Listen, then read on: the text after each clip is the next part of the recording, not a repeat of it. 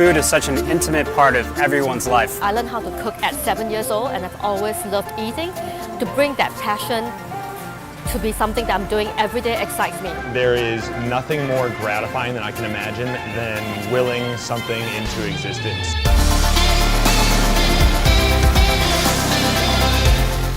You're thinking back a couple of years ago, the concept of eating insects or looking for those more complicated ingredients. That was a scarier proposition. Now the calls are, we want to find the most interesting, the most innovative. It's much more of an openness to innovation in general. We want to find entrepreneurs who are innovative thinkers, not just with their product, but how they think about their own organization. Innovation is about doing something new. A new perception on resources that already existed in a way that feels like a new discovery. Challenging the status quo. Disruption is really the key ingredient. You get to do whatever you want creatively right now because the consumer is looking for new answers to their food supply. As I try and work to help Wegmans, our job is to bring food innovation, new and interesting trends to our customers. And so increasingly, the entrepreneur community is the place that we find that.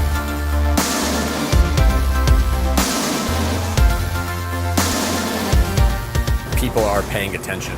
And they're looking for ultimately the same thing, which is healthier alternatives. They're thinking about their bodies differently. They're thinking about their children differently or their grandchildren and what they want to offer them. We believe we have a unique chance to really impact the world we live in today by bringing healthier foods to market. Being more environmentally responsible, being more socially responsible, through bringing innovative new ideas to the marketplace, we can have that kind of an impact. And I appreciate innovation when we use technology or we use ideas to take chemicals away. Focusing on nutrition is really something that I'm passionate about. Also, I think the food industry is going through a revolution right now. The time is right to disrupt big companies, to disrupt the way things are being done. I worked in the technology industry 10 years ago when it was exploding, and I see a similar energy and a similar direction in the food industry right now, and what excites me the most is change. There's just this interest that doesn't seem like it was there before, from both investors, from consumers, from retailers, to learn about new products and to help small businesses really get a footing in the marketplace. That the supply chains are changing, the interest in all these corporates is changing, and across the board, it almost feels like at the beginning of a totally different period of time in terms of the food supply.